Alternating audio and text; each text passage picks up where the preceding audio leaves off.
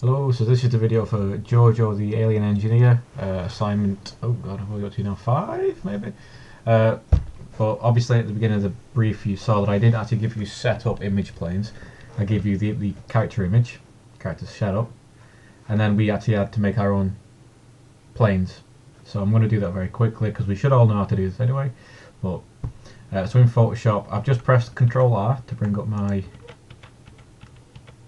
rulers on the side, and I'm going to drag one out from the left, drag out to the center. If you see, eventually it will snap, and I'm going to do the same from the top. Eventually when it gets to the middle it will snap. Here we go. And I want just this front plane, so if I press M for my marquee, my M for melon, I'm going to hover my mouse around the middle, the crosshairs, and if I hold Alt and drag out, I can drag out a uniform rectangle, and I want it to encompass all of my character. So there we go.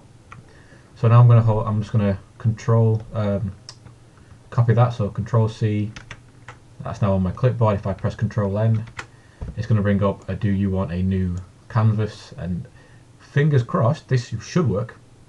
The numbers inside your width and height in your pixels should be the ratio of what I've just selected then. So if I hit OK, there we go, that's our character inside there. So that's our front image plane more or less sorted. But if we want, we can save that out. So now inside our other setup, I'm just going to hold shift and drag, start drag and then hold shift. Yeah, if you hold shift you start adding, it's not going to do anything. So I'm going to start moving the marquee box and then hold shift, so I'll just constrain it to the axis. I'm going to move it over our side view, and then Control C, go back into our other view, Control V to paste that, and then I'm going to make my character line up so it should be okay.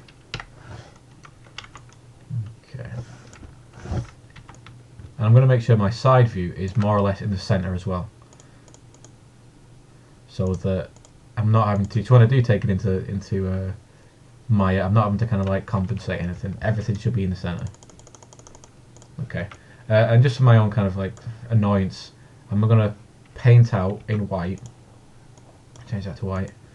I'm just going to paint out these bits here. I'm going to paint the hand out there, and paint that hand out there, paint that out. I'm going to paint that out just because they'll get in the way and they'll get annoying after a while. And then I'm going to save that out as my Jojo side view, or my ref side view, so Jojo side. I'm just going to save that as a JPEG onto my desktop for now. And then I'm going to save out my front view as a JPEG again. And that's going to be my Jojo front. There we go. Skidoo. Now I did that first, but you can also go and make your project in Maya straight away, and then add those in just by saving directly into the source image. So what I want to do first, I want to create a new project. So File, Project Window. I'm going to call this Jojo. And then my destination, I'm going to put this on my desktop just because there's already a Jojo already in my hard drive, so I don't want to conflict with, so I'm just going to call that Jojo, put it on my hard drive, on my desktop. Obviously you'd have to put it to your hard drive or your pen drive. Click accept. And now I'm going to go and dump my Jojo images into my source images folder of my newly created project. So I'll find Jojo, source images, dump them in there.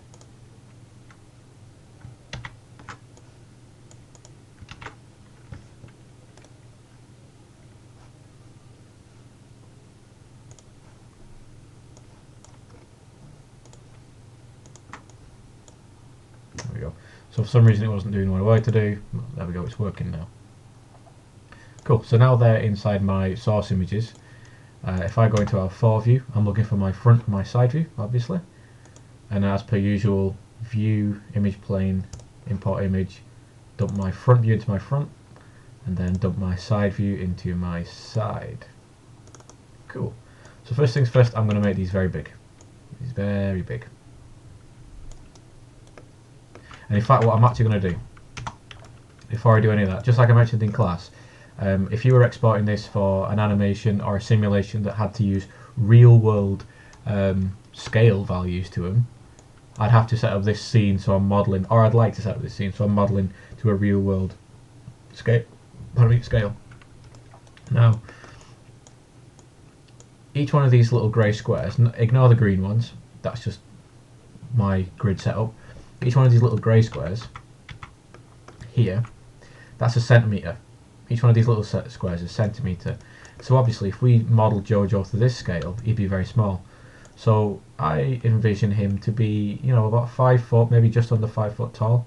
So I want my grid to reflect that sort of scale, because I don't know what 5 foot is in centimetres, but it's going to be a lot of these. It's going to be a lot of centimetres. So before I start to scale this up, I'm going to change the grid layout, the grid size of all my stuff.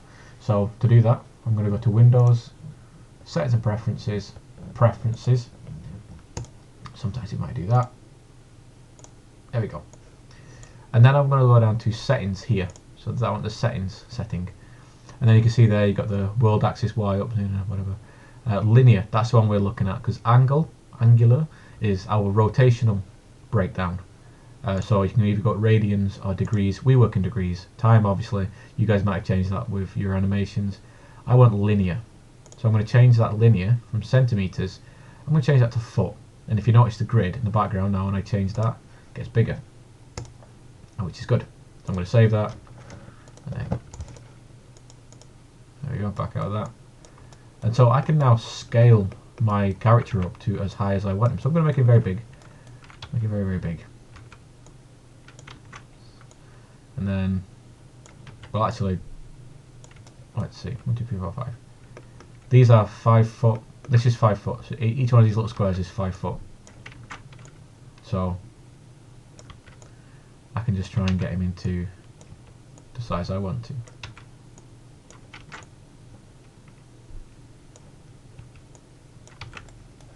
There we go.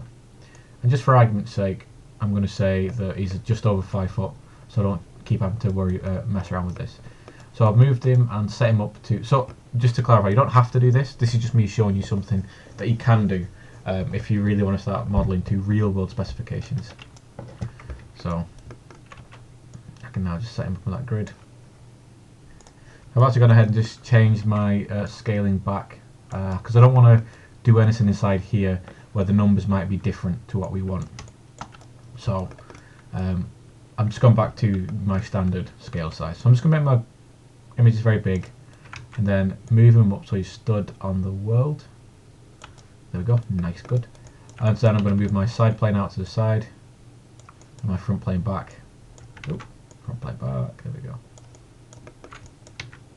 So that way the front view is nice in the front and the side view is nice and inside, and our centre of the world is more or less running down his line of action.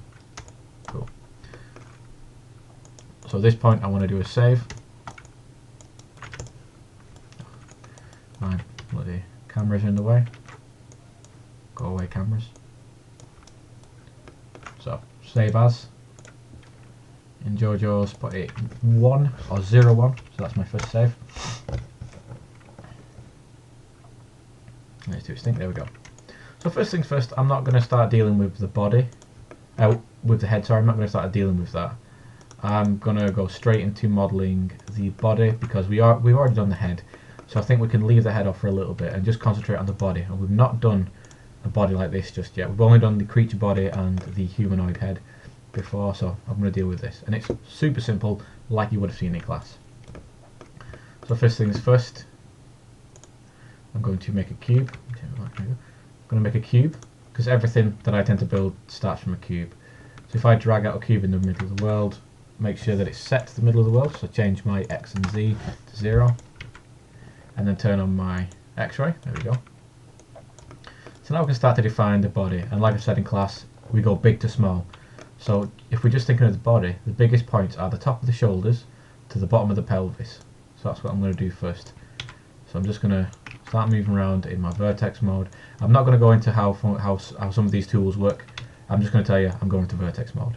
So bring that down to about about where his legs are going to meet his body. I'm not going to bring it all the way down to the bottom of his crotch. I'm just going to bring it down to about there. Okay, and to about the width of his shoulders. So about there. And then from the side view, I'm going to do the same thing. I'm just going to obviously trace it from the side. So about the width of his shoulders from the side, and his body from the side. So there we go. And if you notice, for a while I'm just going to keep everything nice and straight. I'm not going to start pivoting vertex around. I'm not going to do anything like that just for now. So there we go. And now I can add in just one more division in the middle, and then start using that just to define this top section of the chest, like that. And then again from the side, just trace the image. And I'm thinking about what is the form underneath the clothes. I'm not trying to trace the clothes perfectly as yet, even though it's fairly simple. We've not got many, if any, creases except for on the legs. But if I'm doing anything like this, I want to think about what the underlying structure is first before adding the clothes in there. So I've got this shape in my scene. Okay, so first things first is I'm going to take the top and the bottom off. There we go. So they're now going away. So I've got a empty cylinder like that, or an empty box. So with this selected, I'm going to smooth this to add another division on each one of these faces, and another one going across like that. So I'm going to go up to here and hit smooth. Boom. So that happens to our model now. Now we do lose some definition, but at this stage, obviously, what definition have we put in? So from the front, I'm just going to start moving stuff to trace out the shape a little bit more. And I can just put on the, yeah. Oh, there we go. Okay, then from the side view,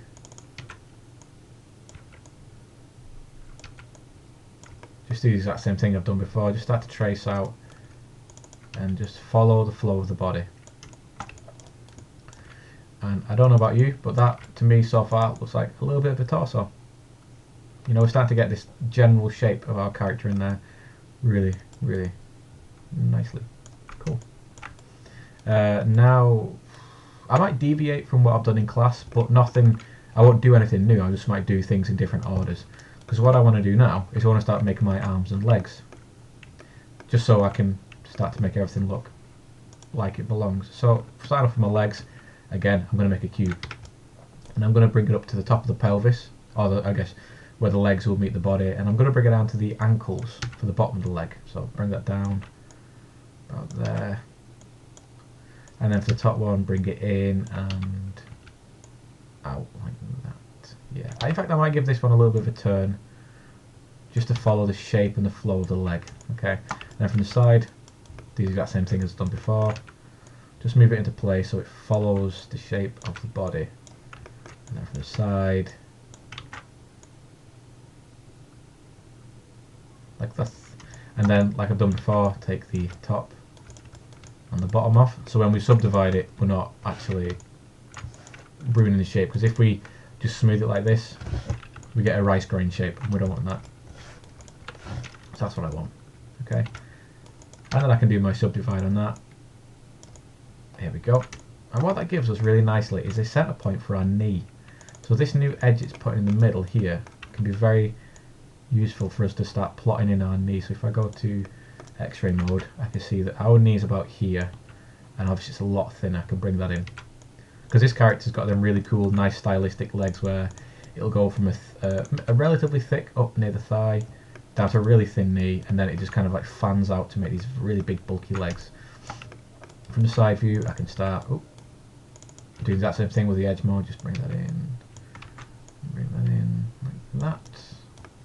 Nice, good. Maybe even do that. So I'm not worrying about too much about shape. I'm just trying to get a generalized shape in there for now. Now, what I'm going to do is add 2 more divisions at the top of the leg and 3 at the bottom of the leg. So in the thigh, I'm going to have 2 divisions. So that's my insert edge loop tool. turn that to 2, put 2 up there, and then I'm going to put 3 down here, so I'm going to change that number to 3. Put 3 down here. And then, just like I've done before, all I'm going to do is start tracing a generalised shape of the leg. And it's going to look a little bit janky at first, but obviously we're working at such a low poly that it should do. Because all I'm trying to do now is trace just the feel of that leg, the feel of that bend of the leg. And then, of course, need to do that from the side view. So, expand this one out a little bit, and bring this one back. Nice, and then I can tell there that I need to just bring that in a little bit. There we go. There we go. Lovely, nice, lovely. So then if we just come out now and I just turn X-ray off, I don't know, again, that looks like a leg to me. It absolutely looks like a leg. Now, another thing I like to do at this stage, just to give myself a bit more of an idea about what's going on fully with the character, is actually duplicate a version of this over to the other side. And there's 2 ways we can do this. Obviously we can D and X the pivot into the center of the world, and then do our duplicate special. And then that way, whatever we do on this one, it happens on this one. So if we've got our instance set up on our duplicate special, or what I can do is I can D and X this into the center of the grid, like that, hit duplicate, so Control D, and then in our channel box here, inside scale X, I'm going to change that to -1. Oop, -+1, doesn't exist. There we go. Because what we're doing is we're basically scaling down to 0 and then scaling back up to 1, except we're not affecting the Y or the Z axis, we're only affecting the X axis. So that's one way of doing it. I'm going to just duplicate special that because I've already got it set up to do that, so there we go. It's our legs. So for the arms I do the exact same thing, it's just obviously it's on a horizontal plane instead. So drag it out and then just rotate it a little bit into shape so it's following the shape of the arm, and then just expand like that. And now I can start to grab these UVs. I don't mean UVs, I mean vertex. And then just start shaping the wrist and the shoulder. Again, it doesn't really matter about the elbow just yet. I'm just trying to get big gestural shapes in there. And then if you look from the side, I want to aim my aim my arm, the entire arm, for this little crosshair section here. So if we just look at this, you might see these on side character sheets. This is basically the arm socket for the character, so you can we're not going to get an arm in the way, we're only going to see the arm. So we're not going to get the hand and the arm in the way, we're only going to see where the arm's originating from. There we go. So it's back there. There we go. So now again, like I've done before, take the front and the back off so that it smooths radially. It smooths around the edges, but it won't smooth the actual ends. So go to object mode, select it, hit smooth, boom. So that gives us a really nice radius, gives us 8 radius, and then it gives us our elbow position. So this new center line that we've made can now become our elbow point. We can move that into place and start to shape our elbow. There we go. And what I could probably do as well is start just shaping my arm a little bit better. Knock my elbow back a tiny bit. So we go. This will help me when I'm actually shaping the arm later on. So now I'm going to add 3 divisions in the top part of the arm and 3 divisions at the bottom part of the arm. Because unlike the leg, which I can, well, I'll probably end up adding a couple more down here later on, but for now I'm not bothered about that too much. The arm's going to be exposed the whole time, so I want to pull in my details now, so I don't have to do anything later on. I have to do very little later on. So I'm going to go to into edge loop in my mesh tools, make sure that multiple edge is set to 3, hit there, boom, and then boom. So we should have 3 up here, 3 down here, and then, you know, just start shaping that arm.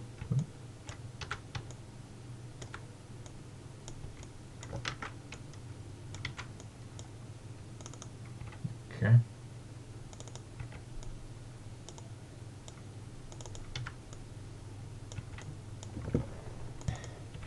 And I find this section quite satisfying because the character kind of comes alive very quickly, and you start seeing the personality of the character quite quickly, and I can determine if I need to do anything. I can determine if maybe the 2D image isn't necessarily working for the 3D image, and I can make any changes later on. So I was just moving everything with a Y-axis then, because I'm only affecting it on this view. Because if I go up to the top now, you can tell that it's very, very straight. But if I was to select it from the middle, then this arm would be super bumpy, and then I'd have to do a lot more work. So what I want to do now is basically extrapolate the information here. If I know that the arm kind of pinches in here, and then pinches in here, and then bulges out here for the muscles of its body, or whatever it's made up of, then I can think, okay, well, how will that thick bit look from the top? How will the thin bit look from the top? And then I can start to adjust accordingly. So I know that this is my elbow point here. So I might just move my pivot back a little bit, bring it in, and do the same for these. Again, just use my D and V to reorientate my pivot. Now this is where my hand's going to come in, and my hand isn't going to be this thick, so I'm going to want to bring that in a little bit. But then that really helps me get this like cartoony, blobby shape to my character. There we go. That's quite a nice arm for the time being. Again, when we do the other steps, we'll be adding more definition to it, more dimension, and we can maybe pick out some, like, you know, we might be able to give a bit of definition to the elbow and a definition to, you know, maybe the calf or something like that. So just like before, what I'm going to do is reset. Well, you can see there I've set my, I'm getting this by just holding down W and clicking. So that's all the options for my translate tool. I can also do that for my rotate and my scale. So I'm setting my world translation. I can also do that inside my tool settings here, my axis orientation. I've got the different components there. So I'm going to snap this to the middle of the world. Middle of the world. There we go. And then do my duplicate special. Crop. Oop. Is it not working? Okay, so that's not working because I've got history applied to that, so I can just reset all this like that. So that now should work nicely. There we go. So my character's already looking fairly neat, fairly cool. I can already tell that there's character there. So what I'm going to do now is I'm going to start just expanding on the body a little bit, getting ready to adjust, because as you can see there I've got 8 points on each one of the arms and legs, but I've only got 8 points going around the body. And if we can just kind of use our brains a sec, obviously 2 8s is 16, and we've now got 16 connection points up here, so we will need to change that. So if we actually do another smooth on our torso, boom, we're then given twice as many sections to go off, and we're actually given more information to shape our character with. So first things first, I'm going to shape my character, because obviously what smoothing does is it adds another division, but it also averages out the dispersion of the vertex, so you will lose definition quite easily, but it's nothing that we can't get back. Okay, I'll look from the side, and if I need to do anything I can see that I do. So to there. And everything's still nice and horizontal for the time being.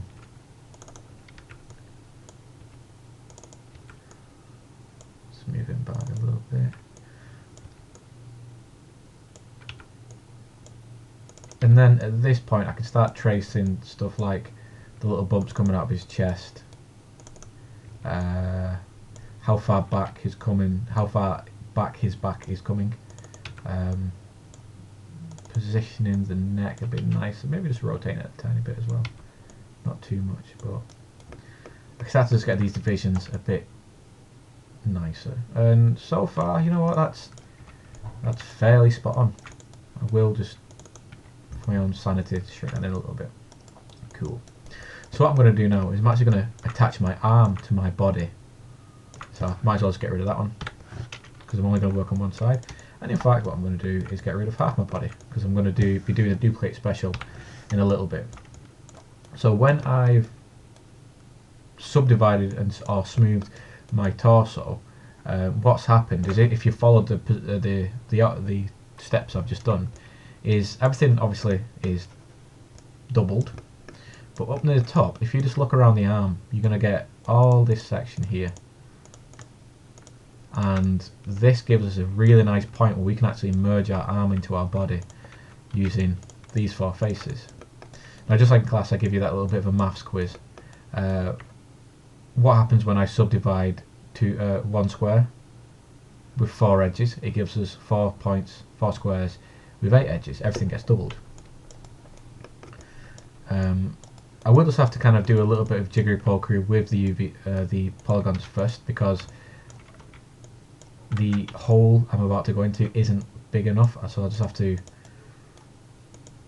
just move around some UVs. I'm using soft select here just to, so I don't crush everything and make everything look really weird. So I'm just going to shape it a little bit. Move that back a little bit, because I'm opening up this space now. I'm opening up this space for what I'm about to do next. So I know that I'm going to be going into this. So what I'm going to do is I'm going to hit my extrude, and then inside out, you can ignore taper and twist, that's for another class. Inside offset, I'm just going to bring that in a little bit, like that. As you can see now, I've got this edge loop going on.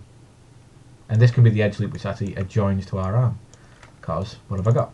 I've got 1, 2, 3, 4, 5, 6, 7, 8 edges. And what have I got on my arm? I've got 8 edges. So if I take out this middle face, like that, and then combine these 2 things together, I can then, if I take my very top vertex, and then start working my way around, I can then just snap all these points together and start creating the join between my arm and my body, and it's that simple. Obviously we have to do a little bit of moving a vertex around, because we have kind of upset the flow a little bit, and we do, you know, it will look a little bit ugly for a while, but we've got something going. Stuff is starting to make sense. Stuff is starting to make a lot of sense. So at the minute everything isn't UV'd, I keep saying UV, sorry, everything isn't welded together, so we'll just have to select all these vertex and then merge them. So now these are actually welded together now. And then if I put one more just around the arm there, I can then give myself a nice little bicep heading into my shoulder like that. Nice, good, nice, good. What I could do though, because you can see this is a little bit janky going around because of what's going on up here, I can do a little bit of an average vertex just to smooth it out a little bit. Do it again, do it again, do it again. There we go. Yeah. Nice. And then I can fix some of the, I can average out some of these, so obviously move that across there, get these looking a bit more neater. Nice. Nice, nice, nice.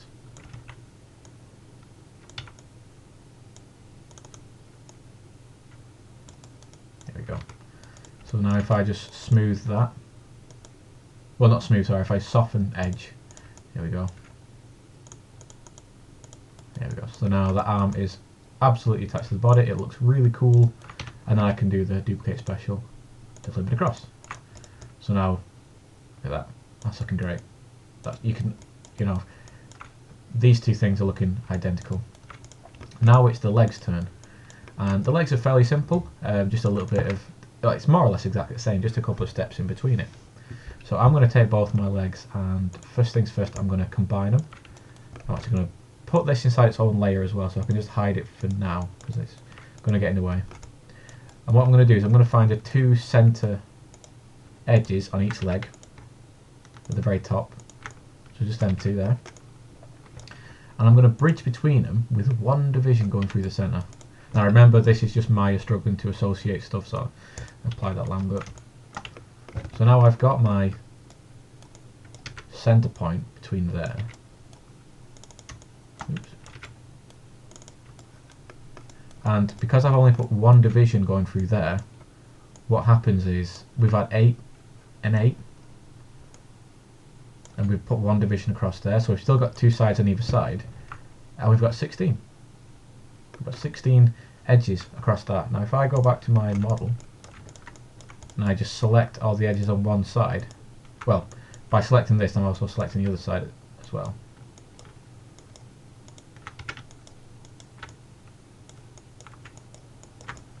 We've got 16 edges on our body as well. So I don't know about you, but you know, what say I just select this in object mode eventually. There we go.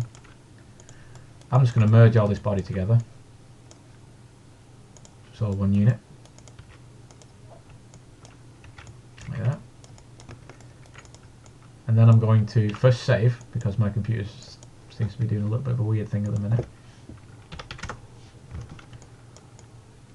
And I'm going to combine both the legs and the torso together.